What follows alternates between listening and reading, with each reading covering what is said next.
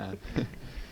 Buenas tardes a todas y todos. Bienvenidos a Valparaíso Constituyente. A mi lado se encuentra Felipe Valdebenito, periodista, expresidente de la Federación de Estudiantes de la Universidad de la Frontera, ex candidato a alcalde por Temuco y ex candidato a diputado por el Distrito 23 en la Araucanía.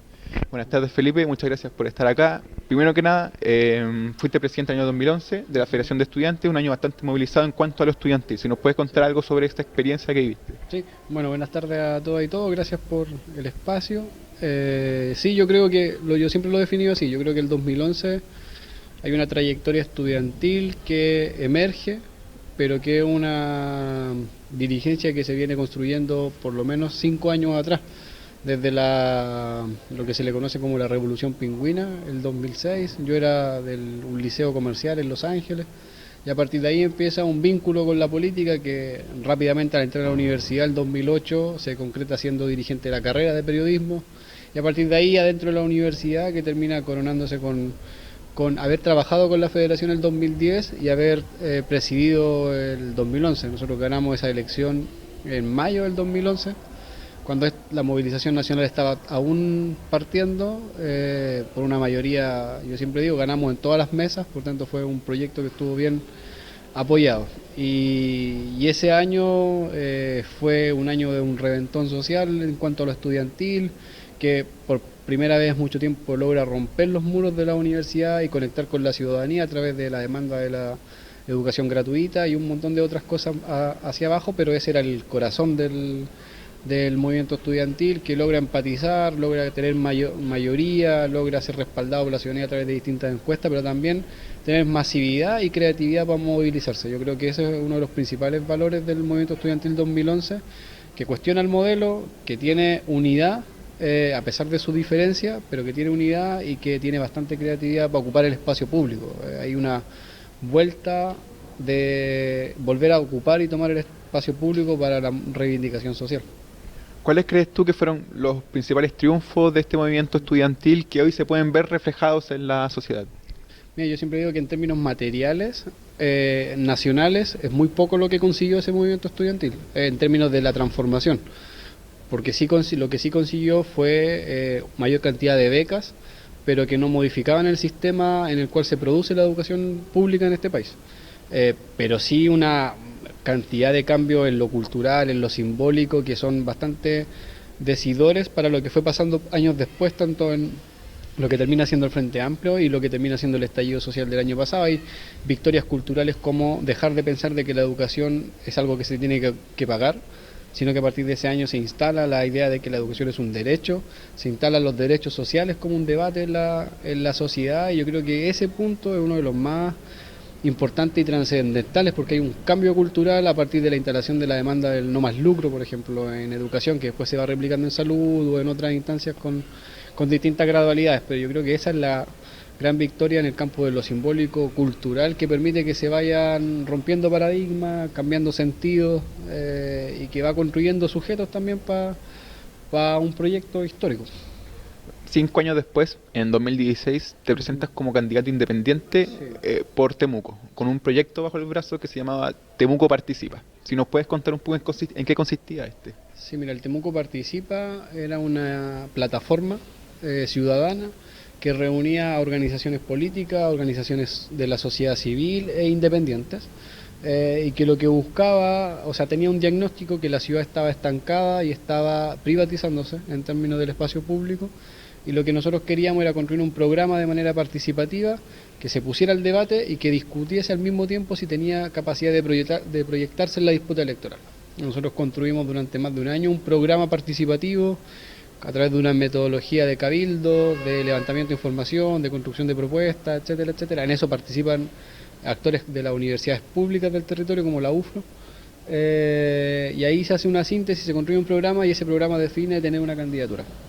Y me tocó a mí representar ese proyecto de construcción de manera a través de una candidatura independiente.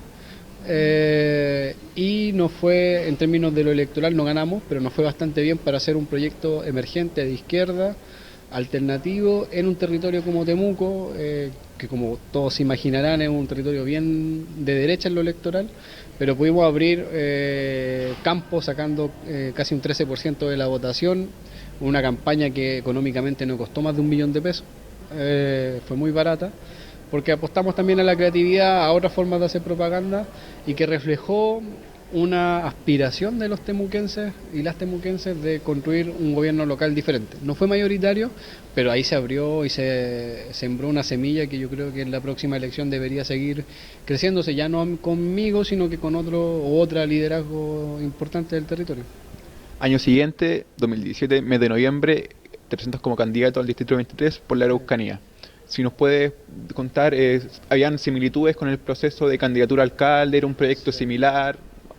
Sí, mira, yo creo que era la continuidad de un proceso largo, desde la lucha estudiantil hasta llegar a esa disputa parlamentaria. Nosotros tuvimos unas debilidades, voy a decir primero las debilidades. ¿Cuáles fueron? Uno, no tuvimos capacidad económica ni de despliegue en un distrito que va de cordillera a mar. Era muy complicado poder moverse en ese distrito. Y segundo, el Frente Amplio, por ejemplo, fue un error en la instalación. Porque nosotros teníamos una plataforma que era ciudadana, que permitía que las organizaciones sociales participaran, pero la llegada del Frente Amplio al territorio lo que hizo fue sacó las organizaciones políticas del Temuco Participa y las aisló en la coalición del Frente Amplio. Y esa separación entre las organizaciones sociales y las organizaciones políticas nos debilitó electoralmente.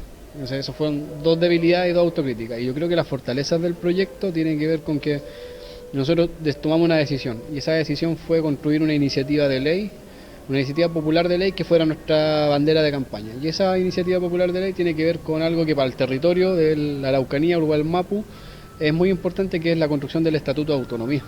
Entonces lo que nosotros hicimos fue un proceso participativo durante la campaña para construir el Estatuto de Autonomía. Y hoy día podemos decir que tenemos una propuesta institucional, política y de implementación electoral para un estatuto en un territorio que debería ser autonómico como el Gualmapu, y que hoy día yo creo que ya es consenso en la política. O sea, yo creo que eso es un triunfo de nuestra candidatura, de que se esté hablando hoy día de la capacidad que puede tener el Gualmapu de ser autonómico dentro del territorio chileno. Este año, el 6 de septiembre, se publica una nota en el diario El Austral de la Araucanía, en el que afirmas que no volverás a ser candidato a alcalde por Temuco. Sí. Si nos puedes decir a qué se debió esta decisión, muy difícil. Sí, es una de las decisiones yo creo más complejas que he tomado, porque todo indicaba que nosotros debimos haber continuado con ese proceso. Que electoralmente nos iba a ir mejor, que había mucha más gente desde ya apoyando la candidatura, pero hay un montón de cosas que se cruzan en el camino que tienen que ver con temas personales, familiares, y por la importancia del lugar que hoy día me encuentro, que es la Alcaldía Ciudadana de Valparaíso, el rol que juego acá, el rol que jugamos acá entre todas y todos, y lo importante que es este proyecto para el resto del país también. Entonces son esas cosas que se van mezclando, que hacen que tengamos que tomar esa decisión, y también bajo el principio de que los liderazgos se construyen, y pueden haber otros liderazgos que emerjan en el territorio para poder tomar lo que nosotros hicimos, que es lo que nosotros esperamos. Pero fue una decisión difícil, y hoy día yo no voy a ser candidato en Temuco para la elección municipal, pero sí esperamos encontrar a alguien que represente lo que construimos y proyecte tanto lo que es el Temuco Participa como esta hermandad que tiene con el proyecto de la Alcaldía Ciudadana. ¿Qué futuro le ves tú hoy día a la ciudad, específicamente de Temuco, en cuanto a lo político? Yo creo que Temuco necesita un cambio de alcalde, necesita otro gobierno local, necesita un gobierno local que se preocupe más de las comunidades, se preocupe más de lo público, que pueda abrir las puertas, que abra la participación vinculante, que transforme la institución, que no haya corrupción, que no hayan contratos que roben a la ciudad en general. El problema de Valparaíso en términos de los contratos, por ejemplo, es el mismo en todas las ciudades. O sea, no es que solo en Valparaíso haya una empresa que robe los parquímetros, sino que es en todas las ciudades. Y generalmente son el mismo consorcio. Los estacionamientos subterráneos, por ejemplo, la ciudad de Temuco tiene un contrato de concesión con una empresa en los estacionamientos subterráneos entregado gratuitamente. O sea, la municipalidad no recibe ni un peso por más de 1.500 plazas de estacionamiento. Entonces, esa lógica de privatización que existe en todas las ciudades, en Temuco también está, y es cuestiones con las que hay que acabar. Entonces, pero no hay que ponerse solo del ámbito de lo negativo, hay que tener propuestas. Y nosotros tenemos un programa que tiene que ver con un sistema de salud más comunitario, con una visión más holística, una educación que permita la participación vinculante de sus comunidades, una planificación urbana participativa pero descentralizada también, o sea, el centro de la ciudad no lo es todo, y así una mirada diferente sobre el territorio. Y ese proyecto político tiene que seguir avanzando no solo en Temuco ni en Valpo, sino que ojalá en la mayor cantidad de ciudades posible. Bueno, cambiando un poco el tema, pero siguiendo en la línea de la política, desde el 18 de octubre estamos viviendo un proceso que pareciera que el chileno y chilena se volvió un poco más crítico, Claro. un poco más consciente y a la vez se han estado informando más. ¿Cuál, si comparte esa visión que ha pasado post estallido social? Sí, yo creo que el 18 de octubre lo que emerge es el malestar acumulado por más de 30 años de una política de privatización, por una política que le quita soberanía a los cuerpos de las personas, por una política que está dedicada a extraer los recursos naturales sin una distribución equitativa y armónica con el medio ambiente.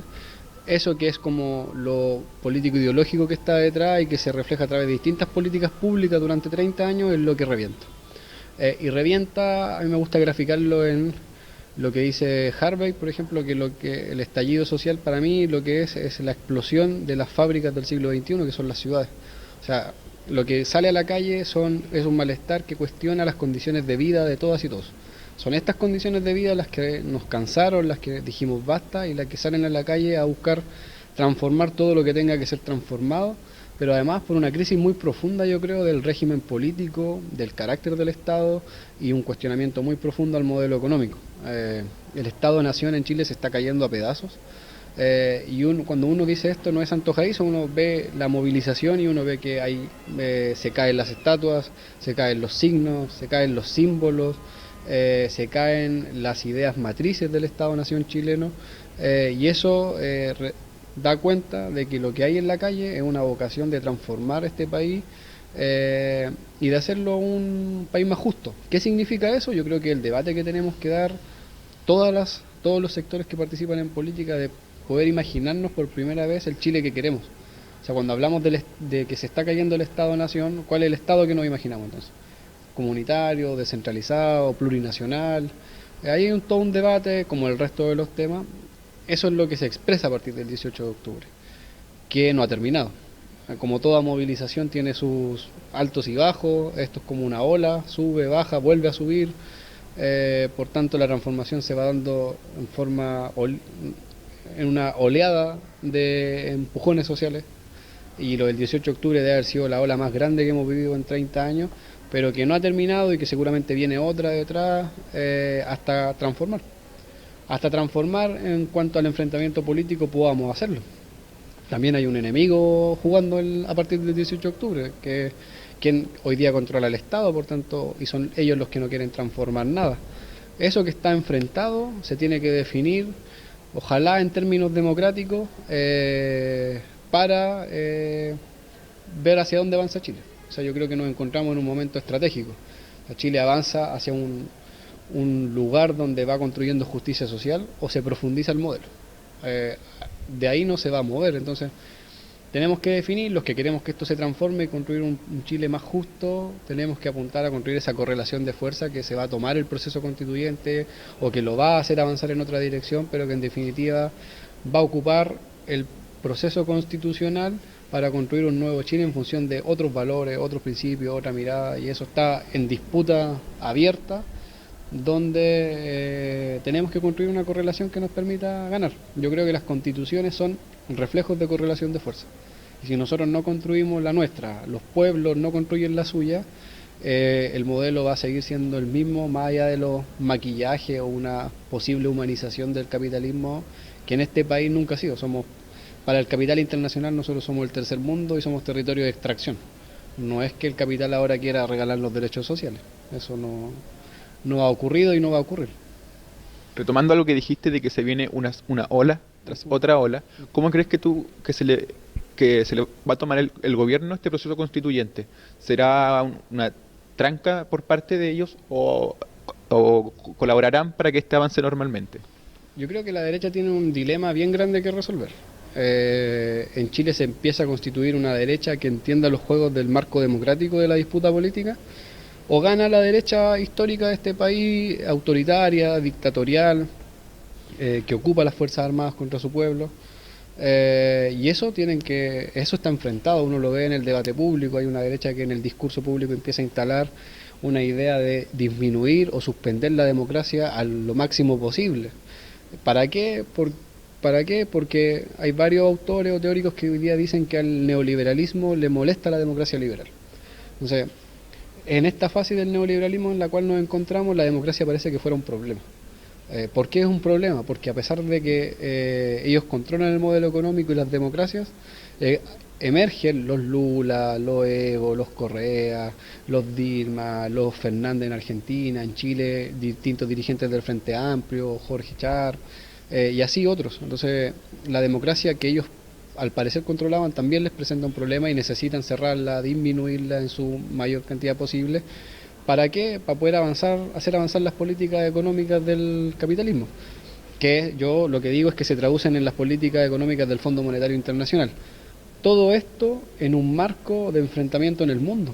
O sea, hay una guerra comercial entre China y Estados Unidos que no sabemos quién va a ganar. Distintos analistas dicen que China y Rusia están mejor posicionados en esa batalla, por tanto nosotros que dependemos económicamente de Estados Unidos estaríamos también sufriendo las consecuencias. Y eso se explica en la totalidad del problema. Y ahí la derecha tiene que definirse en este país. ¿Va a querer jugar un juego democrático o va a buscar la salida autoritaria? Pero esa responsabilidad es de ellos, es cambiar su historia. Yo creo que no hay antecedentes para que la derecha cambie su historia. O sea, si uno los lee en este último tiempo, todo indica que buscan la salida autoritaria. Y eso deberían decírselo al país. Porque si no, las reglas de la democracia se caen por el suelo y la aspiración de los pueblos de poder transformar esto tienen que ser miradas desde esa perspectiva también, desde que hay una derecha que quiere clausurar la democracia. Ahora, ya finalizando, ¿cuál crees tú que debe ser el rol del Frente Amplio en este proceso constituyente? ¿Aliarse con la gente o quedarse a un lado y trabajar paralelamente desde el Congreso? Yo creo que el Frente Amplio cometió un error de consecuencia histórica cuando firma el acuerdo. Por un par de razones. Una es que el acuerdo lo que hace es definir un marco de discusión constitucional que impide transformar el modelo económico. Por tanto, lo que está ahí, en definitiva, es un acuerdo que defiende el modelo. Más allá de que se puedan conseguir ciertos derechos sociales o algún tipo de democracia, etcétera, etcétera, el modelo, al parecer, en ese proceso no está con posibilidades de ser discutido a través del veto que existe. Y a través de distintas cuestiones que dice el acuerdo, como que los tratados de libre comercio tienen que seguir operando indistintamente de la Constitución, o sea, son el marco de la Constitución. El TTP, por ejemplo, es una constitución que no responda al TTP, sería inconstitucional según el acuerdo. Entonces, ahí el Frente Amplio yo creo que cometió un error, pisa un palo que pone el enemigo y decidió colocarse del frente a la gente. Yo creo que si el Frente Amplio quiere seguir siendo actor legitimado ante la ciudadanía, que tiene que tomar una decisión. O sea, hoy día la derecha cuestiona el acuerdo y el Frente Amplio no dice nada, por ejemplo. Entonces, la movilización, a nuestro modo de ver, era mucho más que un acuerdo de estas características. Había mucho más en juego. Hay un carácter destituyente de la movilización sobre lo político, sobre el Estado, sobre lo económico, que ese acuerdo queda bastante chico. Entonces, si el Frente Amplio no construye un giro hacia la calle, en términos electorales va a pasar a ser una herramienta electoral que emergió el 2017, pero que murió el 2019, antes del siguiente ciclo electoral. Entonces, si no toma una decisión que cambia el rumbo, probablemente el 2021 en términos electorales va a ser su fin, porque las coaliciones son eso, son herramientas políticas que sirven para ciertos enfrentamientos. El Frente Amplio sirvió para el enfrentamiento del 2007, consiguió lo que tenía que conseguir, pero para lo que se abrió el 2019 a partir del 18 de octubre es otra cosa, y al parecer ese Frente Amplio no tuvo la capacidad de sostenerse en el escenario como lo conocimos. Bueno, muchas gracias, Felipe. Muchas gracias también a ustedes por visualizar esta entrevista y hasta la próxima.